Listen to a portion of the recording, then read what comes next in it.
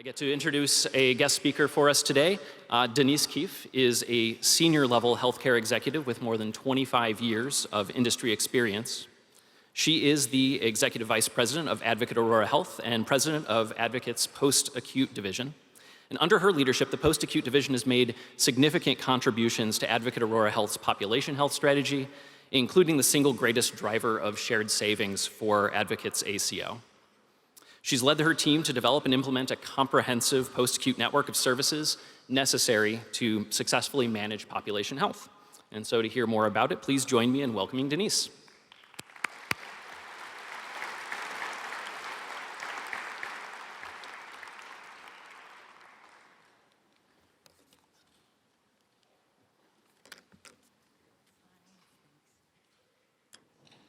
Okay, they said I have all the power in this button, so I've just turned that on.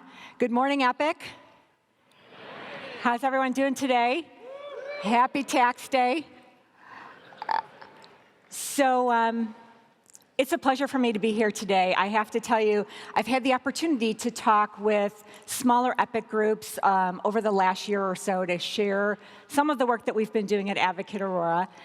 So when Adam and Fritz asked me if I would come talk to an intimate group of 10,000 people, I was all in. So here we go. I've got 10 pounds of material in a 5-pound bag. I'm going to move through this fairly quickly, but my hope is that when we're done here, if you can walk away with one or two things about how we are trying to look our view of the world around community-based care, that we've done good work then. So let me jump in and a quick background on Advocate Aurora Healthcare.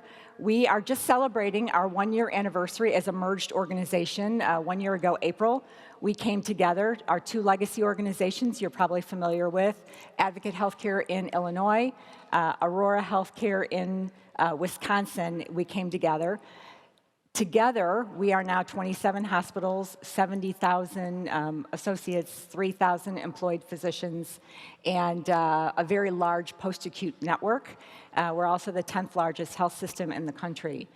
When we came together, one of the tenets of our coming together was for us to really be able to deliver further in a meaningful way on population health. And so that's much of what we've been about as we're bringing these organizations together. What I'm going to speak to you today a bit about is really the experience that we've had in Advocate, because that's where I come from, the legacy Illinois area. And Advocate Healthcare decided to get into population health and an accountable care organization in a very big way in 2009. Our thought was if we could jump in with both feet, we might have an opportunity to shape what that looks like. So when you bring our two organizations together, however, we now have just under 1.3 million patients who are in some kind of a value-based contract.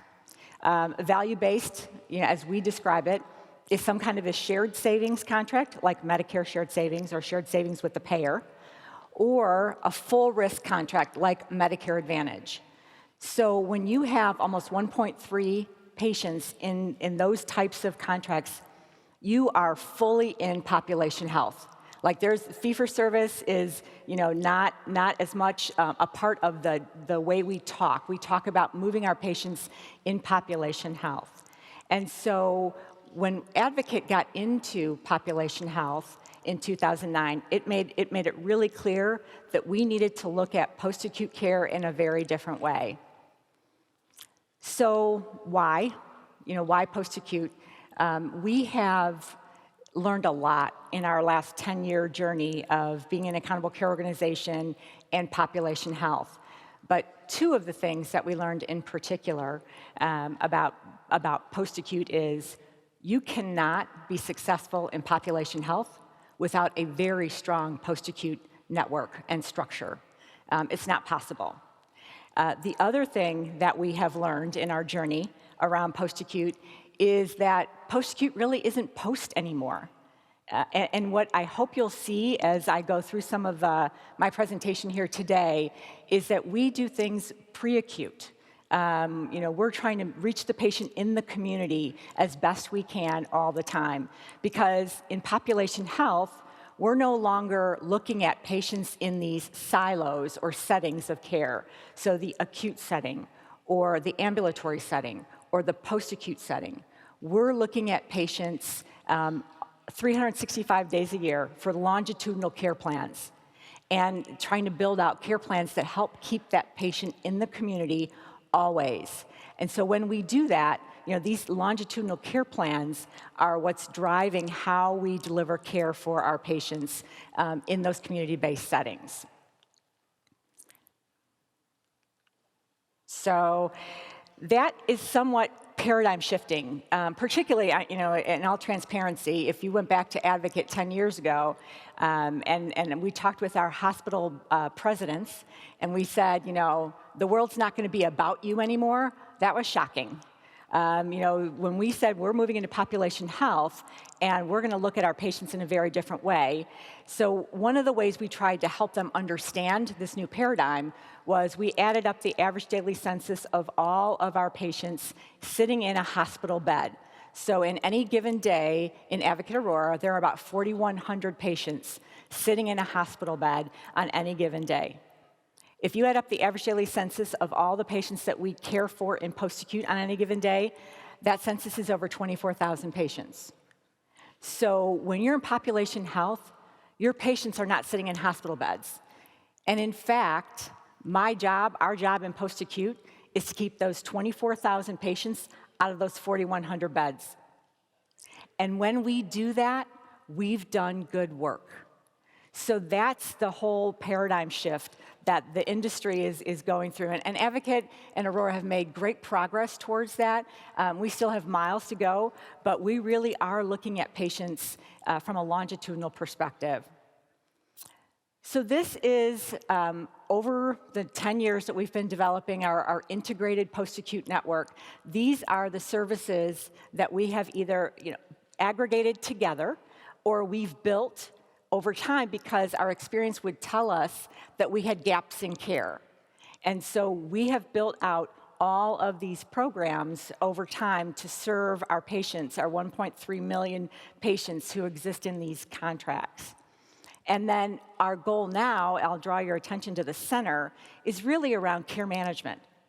How can we care manage these patients in a better or different way so that we can move them seamlessly from a skilled nursing facility, maybe they need an additional support with palliative care, move them into home care seamlessly, and then to outpatient rehab. So, how do we start moving these patients around that post-acute continuum in a way that is seamless and their care is best coordinated? So this is our continuum, and as you can see, the community-based care piece is really the larger piece of the continuum, right? And you've got your acute care touches, and then you have the post-acute care. What I'd like to do is kind of talk you through a handful of the programs that we've been delivering, that we've built to support our patients in these programs. And I want to start with our home palliative care program. So palliative care is for patients who have multiple chronic conditions or symptoms that are really difficult to manage. And so as we dug into our readmission data, we could see these patients. We could see them accessing care on a regular basis. And we said, we have to figure out how we can help these folks so that we can give them some stability to their life. And so we developed a palliative care program that we went to the patient's home. And you'll hear a theme as I talk about some of these programs. It starts with, we have a care team. That care team is a physician, an advanced practice nurse, and then in this case, we augmented that team with a social worker and a chaplain.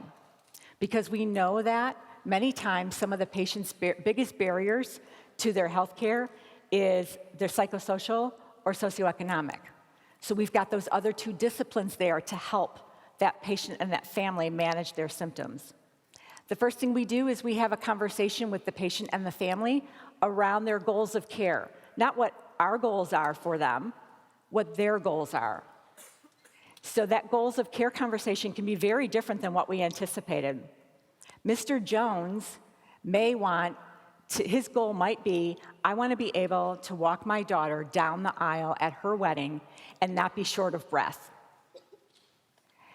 Mrs. Smith may want to say, I don't want to go to the emergency room every month. I'm tired.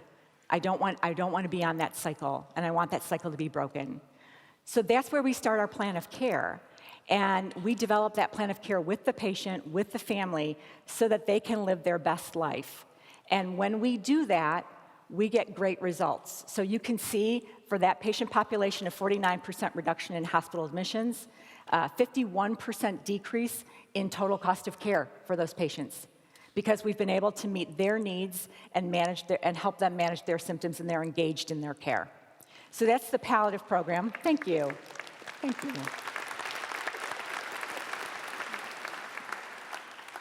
Let me now talk about our home physician program. In this case, we started with our Medicare Advantage population. So as you know, Medicare Advantage, we are accountable for that patient's total cost of care, 365 days a year.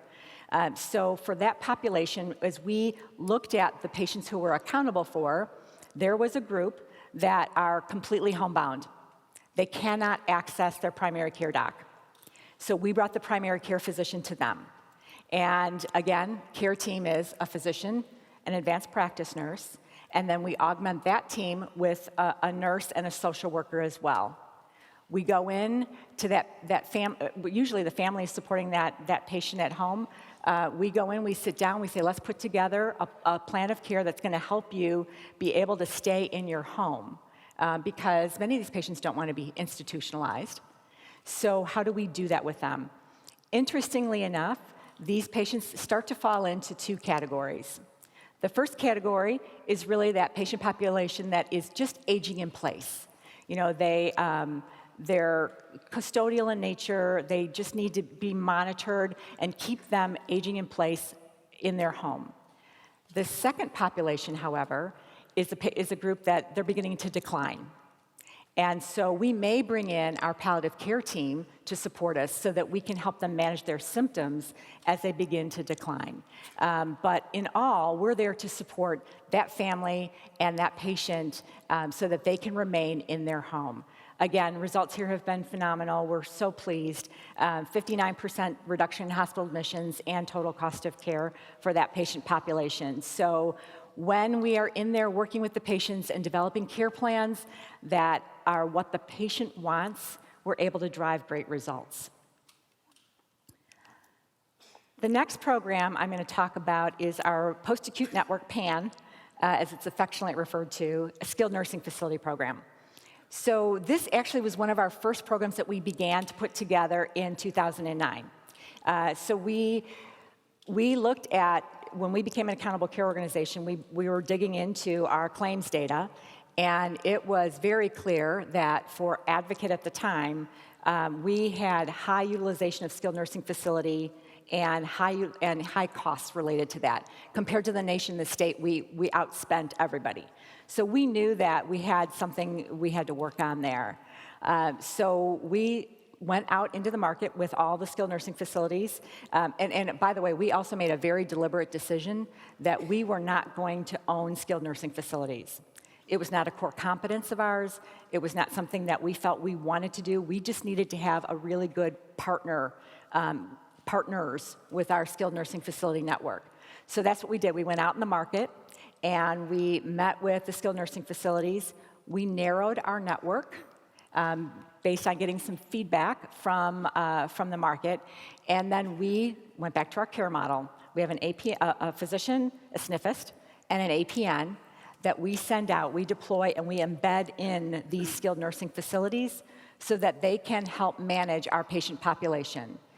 So our team goes in, they're there at admission, they sit down with the patient and family, they develop a plan of care for that patient, and you may or may not be aware, but in a skilled nursing facility, a physician is only required to see a patient once every 30 days. Our team is in there working with that patient, overseeing that patient's care 3 to 5 times a week. So that patient is getting a lot more hands-on care than they might have in the past.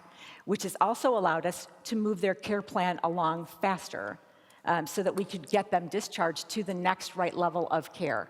So in this program, what we have seen is double-digit reduction in readmissions from 24% down to 14%, and then a reduction in length of stay in the skilled nursing facilities from over 37 days down to 13 days.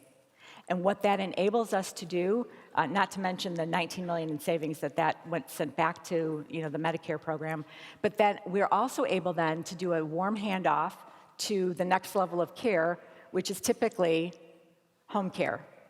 So then we now move that patient seamlessly into our home care program where we can continue, our APN can do a handoff and say, hey, this is where we were at with Mrs. Jones, here's where we need you to take her care going forward and get her independent in her home. And so that's how we're looking at, how we move patients around. And I guess the other point I would make is it's not this linear. There are times where we will have a patient who's in the home setting, and our home care nurse says, you know what, this patient is starting to decline. I'm going to call my APN team at the skilled nursing facility and admit that patient to the skilled nursing facility to get stabilized, and then get them right back home after that. And we avoided that whole hospitalization altogether. So it's not linear. We move these patients around, and that's how we start to get patients, focused on, getting them to the right level of care. So when we do all of this,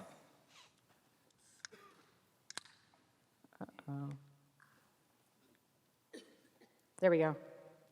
Not only have we been delivering great health outcomes for our patients, but it results in significant savings back to the Medicare program, in this case, the Medicare Shared Savings Program of $42 million. That was all related to the work we did by coordinating care in post-acute.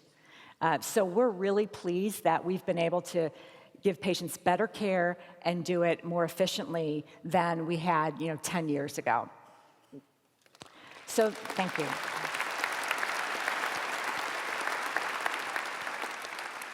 So what's next? What's coming? We continue to focus on right level of care. How do we know when we can move these patients to the right level of care? How do we get triggered to do that? So what's the first right level of care post a hospitalization? What kind of predictive analytics should we be using to help us with that? Care managing. Now, once we get this patient into the post-acute setting, how do we make sure that we are care managing them between and among all of those services and creating that longitudinal care plan? Like I said, we're responsible for 365 days, right? And so how do we make sure that we are managing that patient where they're at to keep them in the community?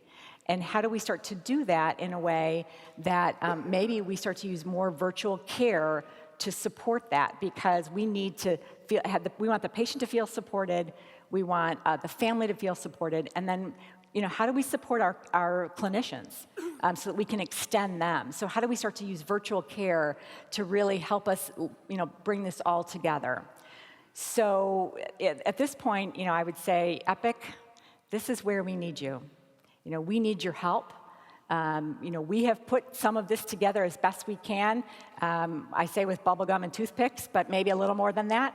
But I know that in the conversations that I've had with your leadership, that this is consistent with how you're looking at bringing this together, and I think we can be great partners doing this together. So I hope that helps you see how we're looking at the world and how we can work together to bring this together. So thank you.